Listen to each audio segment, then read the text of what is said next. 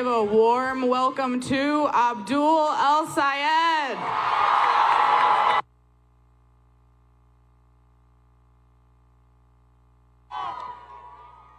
Good evening, Ann Arbor. So I got a couple questions for you. Who here believes that it is time now for Medicare for all? And who knows that we've got to protect our Great Lakes and fight for a Green New Deal? And who knows that the time for appeasing corporate power is done? It is time for us to stand up to that power. Now look, I had the privilege of traveling across this incredible state. I got to talk to folks in places like Detroit and Flint, in places like Petoskey, Grand Rapids, Kalkaska, Marquette. And I had this hypothesis when I started my campaign. I thought there is no way that folks in all these places, with all the diversity we have in this state, could at all be suffering the same challenges. And then I got to talking to folks in their living rooms, in their tap rooms, their VFW halls. And it didn't matter where I went. People were asking the same basic questions. Why, in the richest, most powerful country in the world, do you have to go bankrupt to pay for your cancer diagnosis? Why don't we have Medicare for all?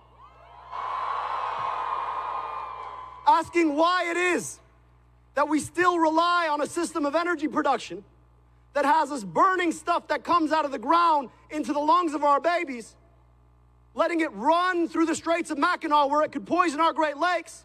When are we going to stand up for our earth, for our Great Lakes, and fight for the Green New Deal? Asking why you still have to take hundreds of thousands of dollars in debt simply to dignify your brain and get an education. When are we going to fight for free college for all?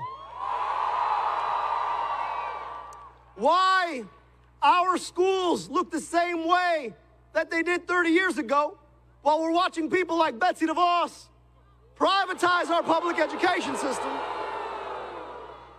When are we going to stand up and de-DeVos our public schools? And here's the thing. Today, we've got an answer. Because you know what we're going to do? We're going to go on out and vote, and we're going to get that man, Bernie Sanders, elected president of the United States. Now, when I ran, I was lucky enough to earn his endorsement. But I want to tell you about the conversation we had. He didn't ask me what I stood for. He said, you know, Abdul, I've read the memo on you. I know what you fight for. But I want to understand why you fight for it. And I told him about my grandmother in Egypt, a woman who never got the opportunity to go to school, though she was the smartest, wisest human being I ever have met. And she used to remind me when I'd go and visit that it wasn't about me, it was about the opportunities that I had had. And here's the thing, we all know that those opportunities aren't there for everybody in these United States. We all know that there are too many people who are being locked out of the economy because the jobs are getting offshored or automated away. We know that too many people lack opportunities because they're stuck in a dead-end job because they have to worry about whether or not they're going to have health care tomorrow. We all know that too many people are stuck with the weight of debt on their shoulders simply because they chose to come to a college like this one. So today, we are here because we believe that every single person in this country, shouldn't matter the color of their skin, shouldn't matter how they pray or who they love or how they identify, every person in this country deserves the basic dignity to know that all of us have their back, that we together can be stronger, that we, the people, matter, and that we will stand up to dignify one another as human beings.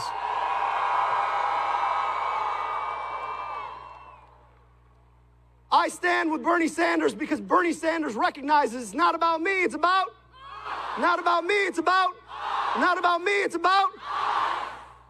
Now let me tell you, we've got work to do. We don't have very much time until Tuesday. I'm grateful to the sea of people I see in front of me who showed up today. But don't just show up today. It's not about how much time we have. It's about how much of ourselves we're willing to put into our time.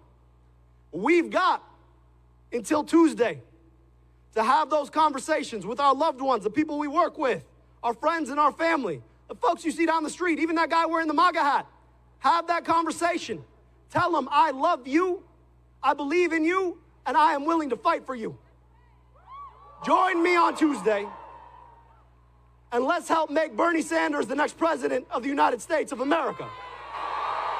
Now,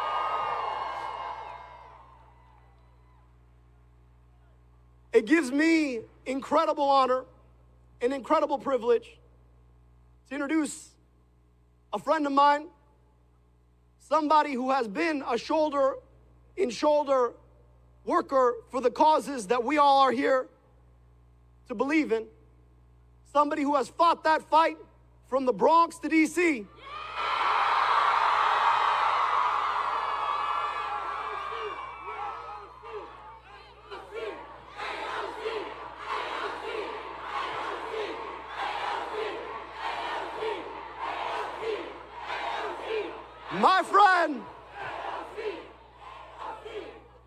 My friend, my sister in the cause, the Congresswoman from New York's fighting 14th District, Congresswoman Alexandria Ocasio-Cortez.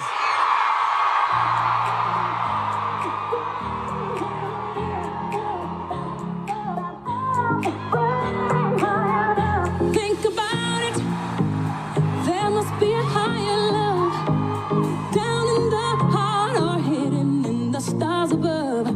Without it, life is a wasted time. Look inside your heart and I'll look inside mine. Things look so bad everywhere in this whole Hello, Ann Arbor! What's good, Michigan?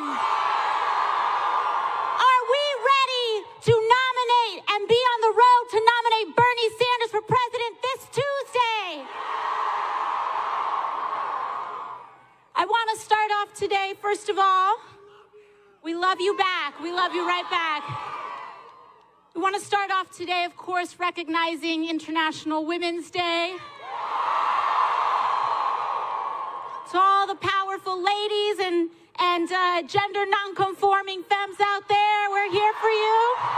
Thank you for changing the world. I also want to start off today by acknowledging and thanking Reverend Jesse Jackson for his endorsement of Senator Bernie Sanders for president. And I want to start with that because I want to talk a little bit about the significance of Reverend Jackson's endorsement, because we don't know where we're coming from. It's a little harder to figure out where we're going. Reverend Jesse Jackson ran for president long before it was popular to champion progressive causes in the way that it is today. He fought for health care as a human right. He fought for the end of endless wars. And no one expected him to surge at the polls in 1984. But then he won Nevada. And the powerful and moneyed and conservative parts of our politics began to scramble. They began to panic. Because what he started to do was put together a rainbow coalition of everyday Americans to fight for our common cause. A rainbow coalition to fight for racial justice, for economic justice, for human rights. And politics like that have always been deemed unelectable in this country. But he almost got it. And I want to talk a little bit because in 1984, Reverend Jackson delivered a speech known as the David and Goliath speech. And he said, it's time for a new course, a new coalition of new leadership, a choice, a chance. Now, listen to this. This was his analysis back then in 1984, that Reagan won not by genius. He won while we were asleep. He won by the margin of despair. He won by the fracture of our coalition, by the margin of racial division. He won by default. Does that sound familiar, Michigan? And he closed with the story of a little shepherd boy named David, where everyone was scared of Goliath. Michigan, we have Goliaths in our country today.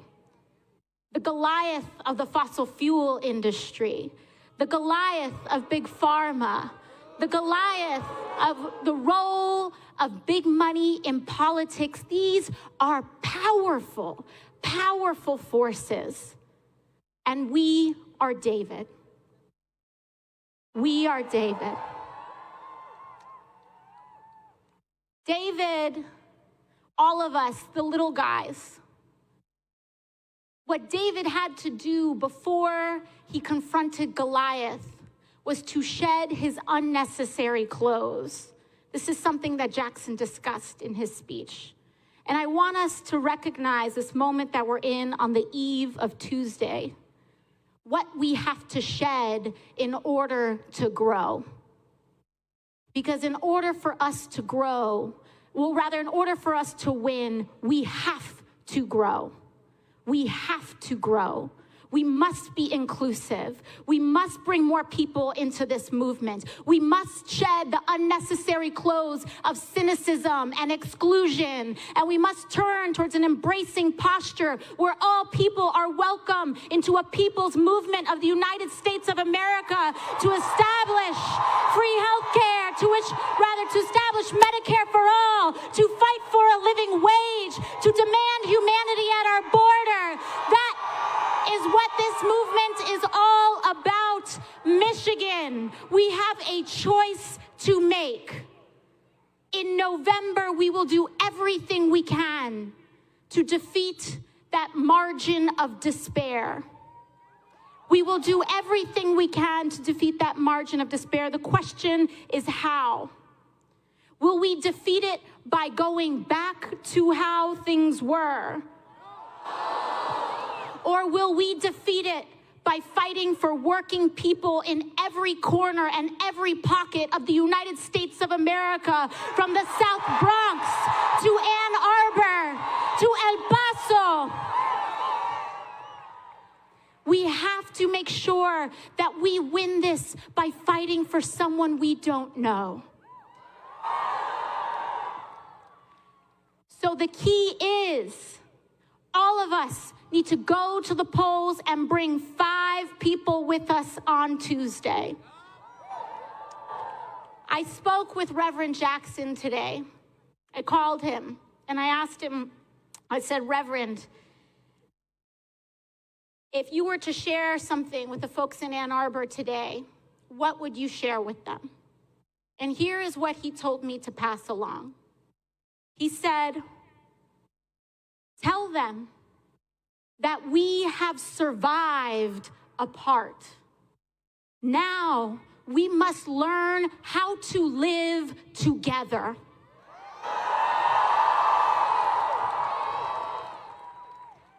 We have survived apart. We must learn how to live together. This moment, we are here because we have been separated from each other. As Sister Rashida Tlaib here in Michigan says, we are not divided, we are disconnected.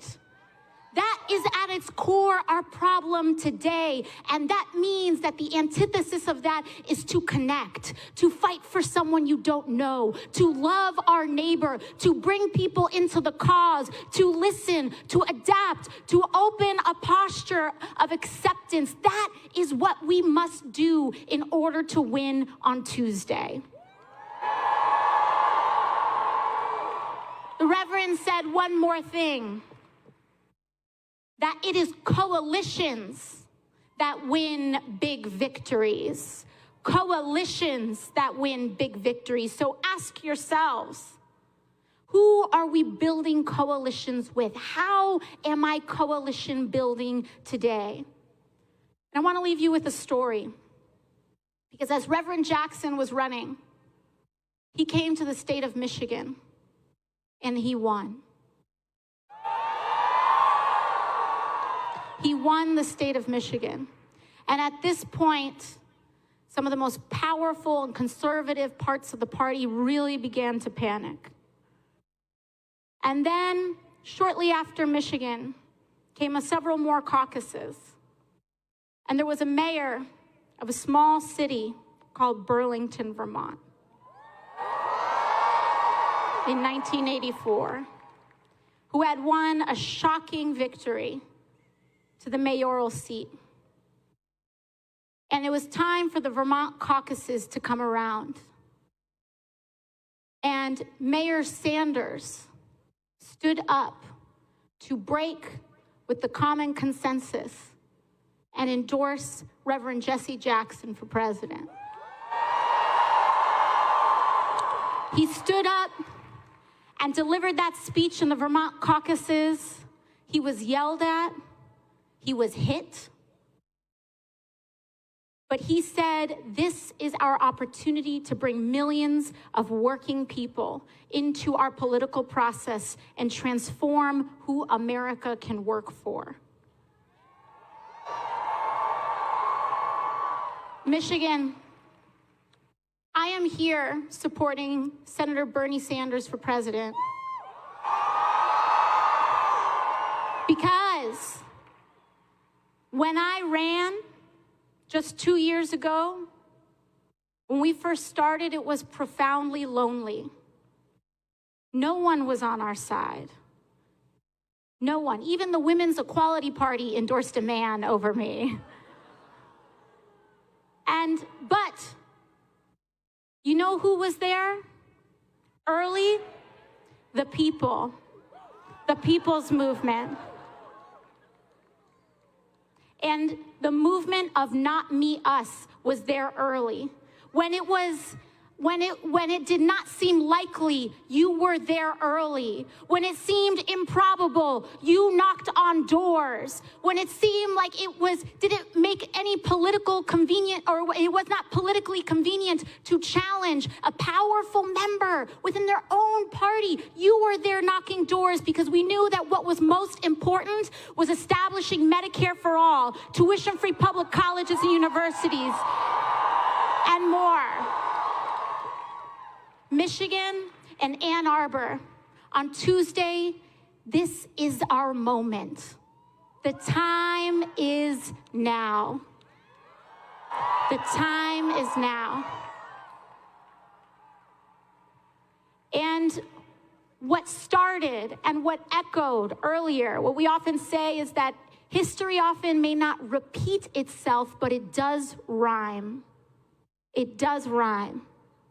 And on Tuesday, we can change, we can do this again, we can change, and we can end that stanza.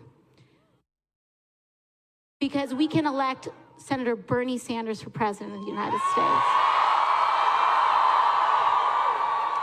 So with that, I want to thank you all for being here. We love you back. Ask yourself and make your list. Make your list of the 5 people you're going to bring with you at the polls on Tuesday. And with that, I'd like to introduce to you Senator Bernie Sanders.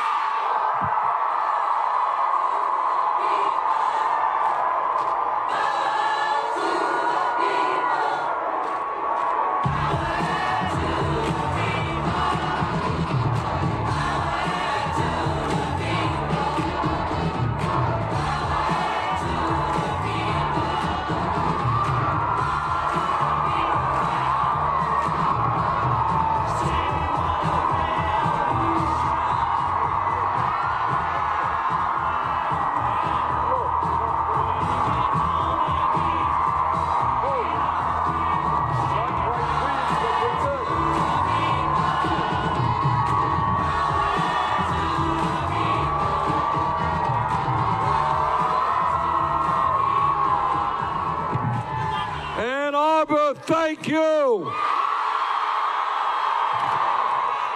Whoa, I cannot believe how many people are here. Thanks all for coming out. And let me thank all of those who have spoken earlier. Let me thank Anna Gomulka. Let me thank Laura Jane Grass of Against Me. Let me thank Arden Shapiro, Michelle Dietrich, Leila Hamani, State Senator Jeff Irwin, State Representative Yusuf Rabbi, Abdul El Sayed. And let me thank one of the outstanding members of the United States Congress, a young woman who has helped to transform politics in America today, Alexandria Ocasio-Cortez. Now today, I have to say, has been a very interesting and moving day for me, and I'll tell you why. Earlier in the day, we were in Grand Rapids, and we had a whole lot of people, and I don't think as many as we had here tonight. But I had with me somebody who I have known for over 30 years, and that is the Reverend Jesse Jackson. And I don't know how much many of you know about Reverend Jackson, but he is one of the true heroes of modern America. And why today is interesting to me is seeing Alexandria up here tonight and Jesse Jackson up earlier. We see the arc of justice that Dr. Martin Luther King Jr. talked about. When Jesse Jackson was a young man, and he's about my age, 28,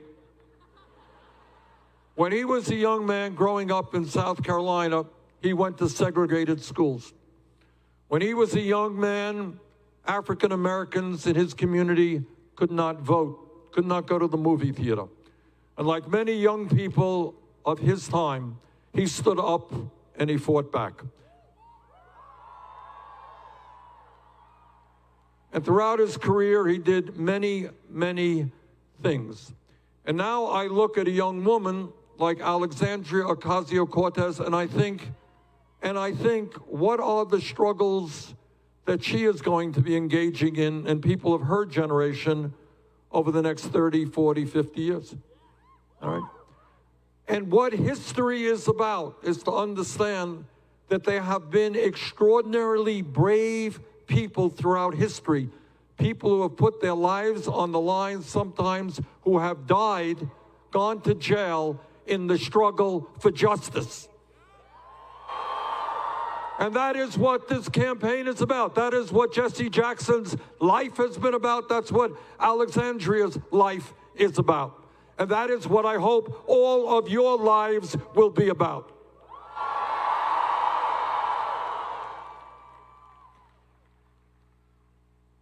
Nelson Mandela, one of the great heroes in modern history, said something that was very profound and appropriate for today. And he said, everything seems impossible until it is done. Everything seems impossible until it is done. In other words, if we were here 70 years ago and somebody said, you know what, the day will come when we'll have an African-American president, people would have said, don't be ridiculous. Don't be crazy. It'll never happen. America is too racist a country. The day will come when gay marriage will be legal in America. Don't be crazy. That will never happen. The day will come when we'll have women governors and senators all over this country. Don't be crazy. That can't happen. Point is that throughout history, the major impediment to progress is not just a very powerful ruling class. Today, our campaign, we're taking on Wall Street. We're taking on the insurance companies. We're taking on the drug companies. We're taking on the fossil fuel industry. We're taking on the military-industrial complex. We're taking on the prison industrial complex. Now, those people have enormous wealth and enormous power. But you know what? They are not the major impediment to progress. The major impediment is the limitations of our own imagination. If you believe that you will never earn a decent wage or a decent salary, if you believe you're not entitled to a living wage, you will never get a living wage. If you believe that you got to go deeply into debt simply because you want to get a good education, you will go deeply into debt. If you believe you should not be able to afford health care, you're never going to have the health care that you need. If you believe that we cannot save this planet from the ravages of climate change, this planet is doomed. So what this campaign is about is what Nelson Mandela talked about. And that is, we are capable of making sweeping change if we have the courage to do it.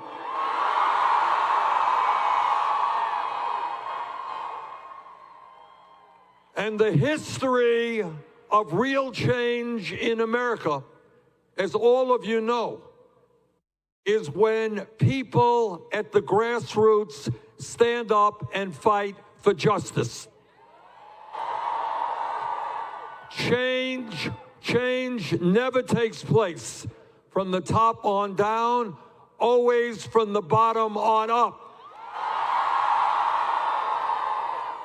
That is the history of the labor movement in America. That is the history of the civil rights movement in America.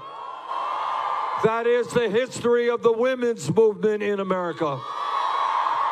That is the history of the gay rights movement in America. That is the history of the environmental movement in this country and around the world. So right now, in this moment, we have got to look around us, and what we have got to determine is whether we are satisfied with the status quo. Are we satisfied with an economy in which 3 people own more wealth than the bottom half of America? Are we satisfied with an economy in which the top 1% owns more wealth than the bottom 92%? Are we satisfied with an economy when half of our people are living paycheck to paycheck and 49% of all new income goes to the top 1%? Are we satisfied with a political system in which billionaires buy elections? Well, if we are not satisfied, what we need is an agenda that works for all of us and an agenda that we are prepared to fight for.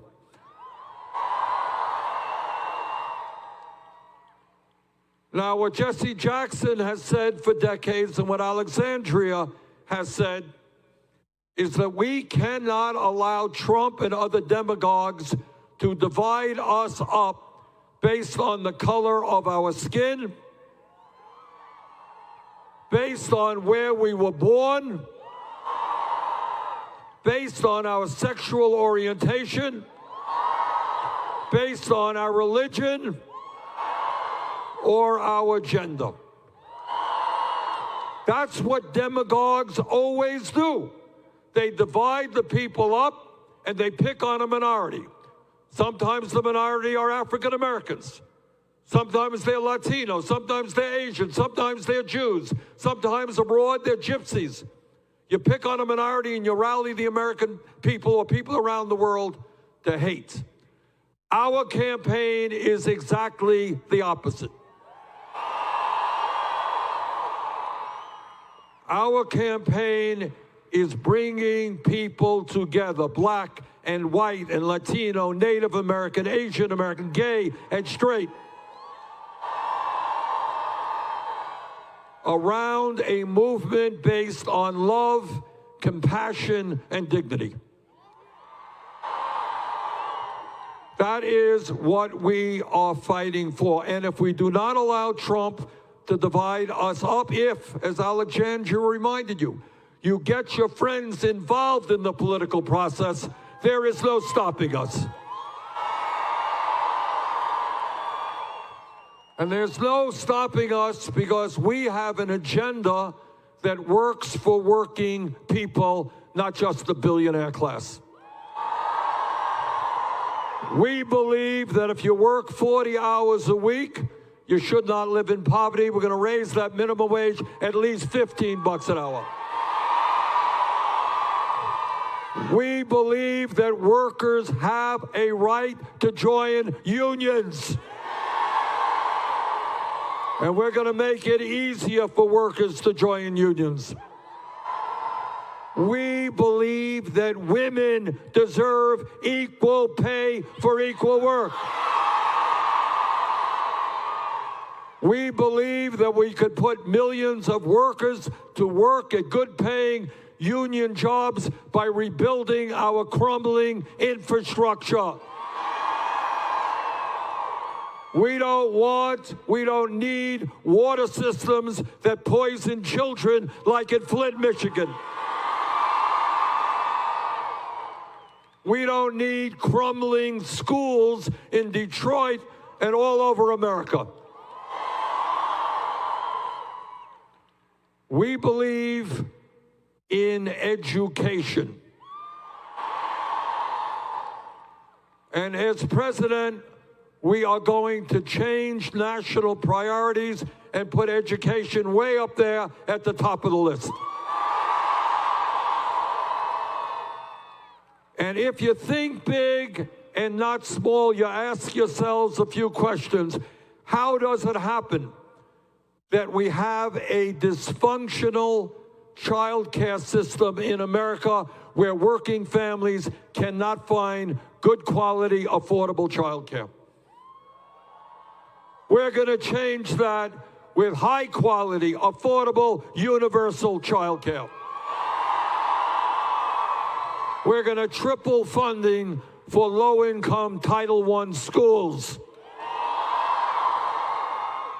And because we believe in education, we believe in teachers. And I hope many of you who are in college or graduate school will give thought to becoming teachers. We need great teachers. And when we talk about education, what we mean is that K through 12, free public education, K through 12 is not good enough anymore. 4 years ago, I talked about making public colleges and universities like this one tuition free. And people said that was a radical, crazy idea. Well, all over the country, states, cities, communities are moving to free public colleges and universities. And as president, that is exactly what we will do in every state in this country. And if Congress, against my vote, could bail out the crooks on Wall Street, and if Trump and his friends could give $1 trillion in tax breaks to the 1%, together we can cancel all student debt in America.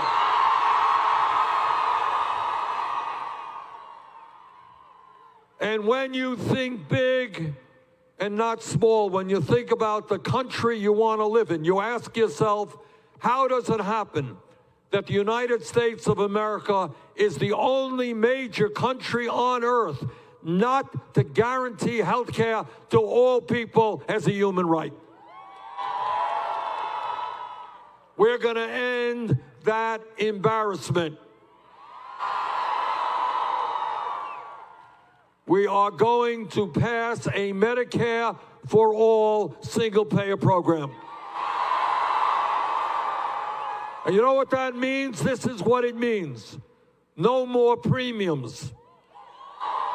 No more co-payments. No more deductibles. No more out-of-pocket expenses.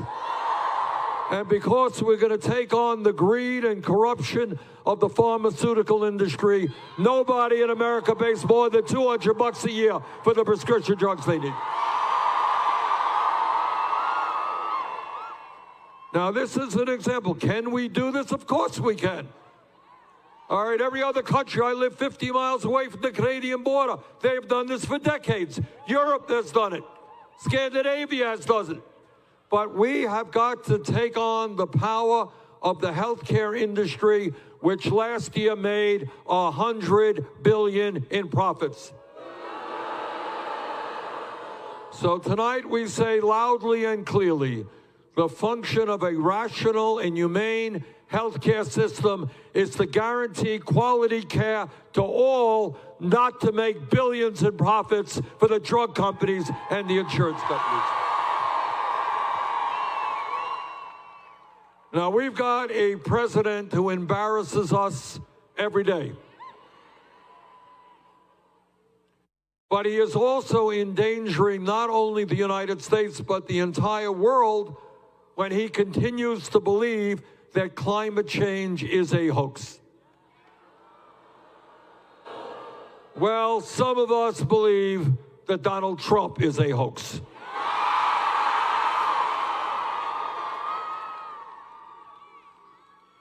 And unlike Trump, our administration will believe and rest on science.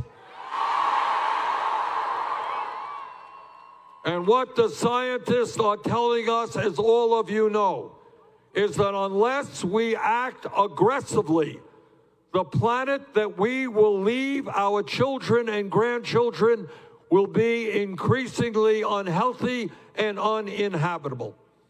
And that is why I am proud to tell you that our campaign has introduced the most sweeping climate change proposal ever introduced by a federal candidate. Yes, we will take on the fossil fuel industry. Yes, we will create 20 million good-paying union jobs. Yes, we will pass legislation based on the principles of the Green New Deal. And yes, because we know climate change is not just an American issue, but a global issue, we are going to lead the world and talk to the people in China, in Russia, India, Pakistan, Brazil, countries all over the world, and make the case that maybe, just maybe, instead of spending $1.8 trillion a year on weapons of destruction designed to kill each other, maybe we should pool our resources, fight our common enemy, which is climate change.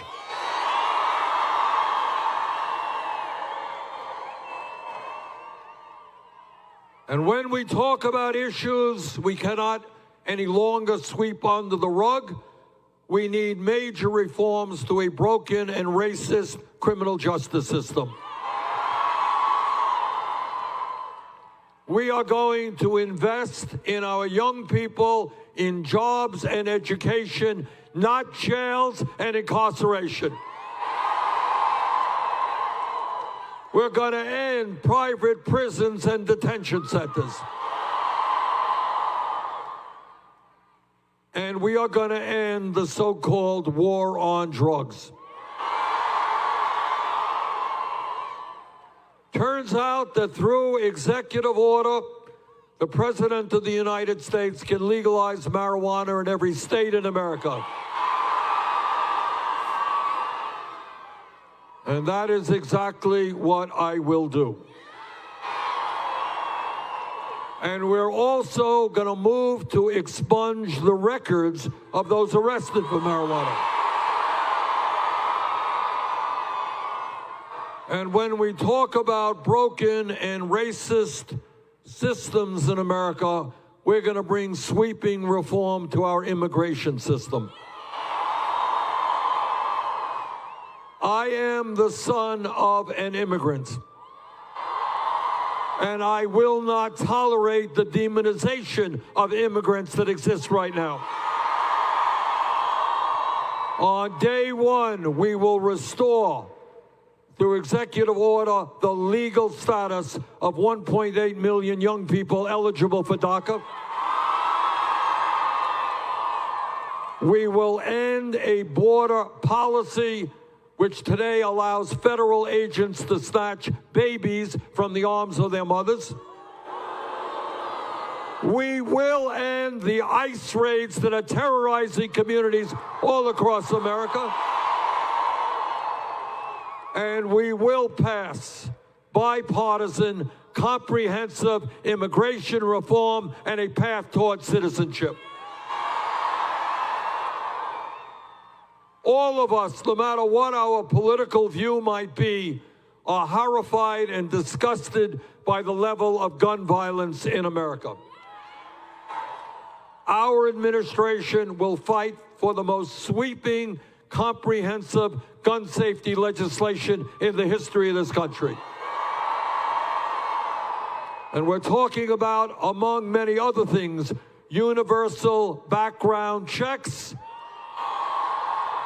People who have violent histories, including domestic violence, should not own guns. We're going to end the gun show loophole. And we will do what the American people want us to do, and that is end the sale and distribution of assault weapons in this country. Now, as a United States Senator, I hear a lot of speeches on the floor of the Senate from conservative Republicans. You're booing, I got to listen to them, you know. And what their mantra is that they supposedly believe in small government and supposedly believe that you got to get the government off the backs of the American people. That's their mantra. Well, I say to those hypocrites that if you believe in getting the government off the backs of the American people, understand that it is women who have a right to control their own bodies, not the government.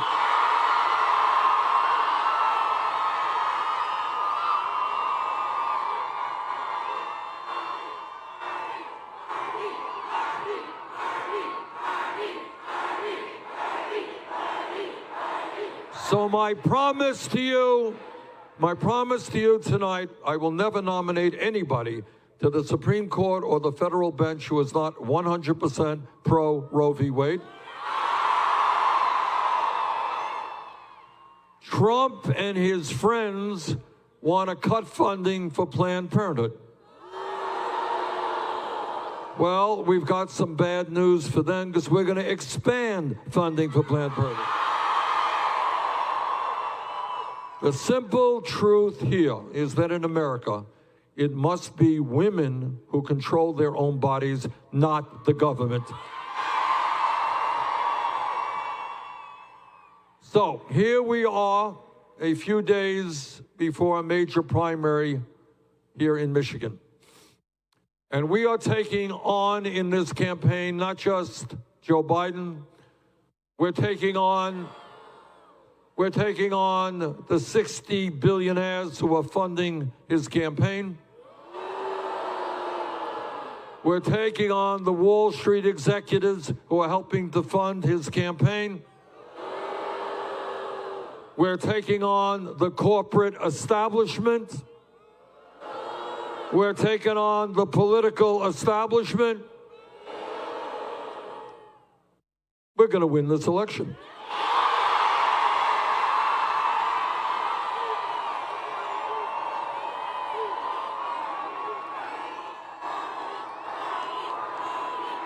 See,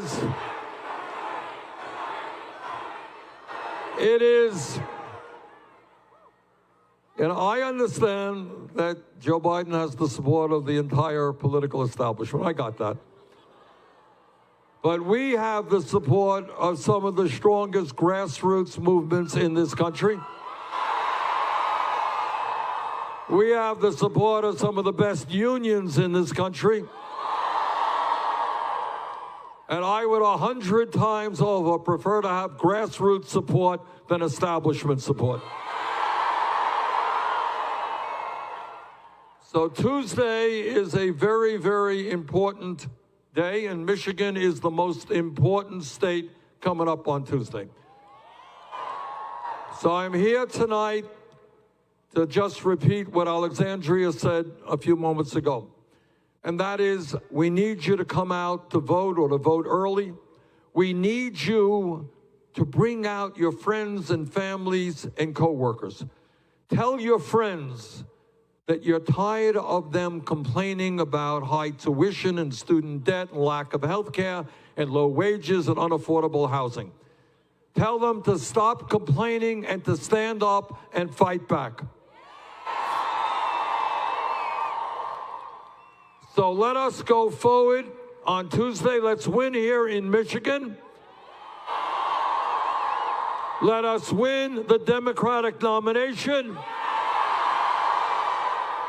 And together, let us defeat Donald Trump. Thank you all very much.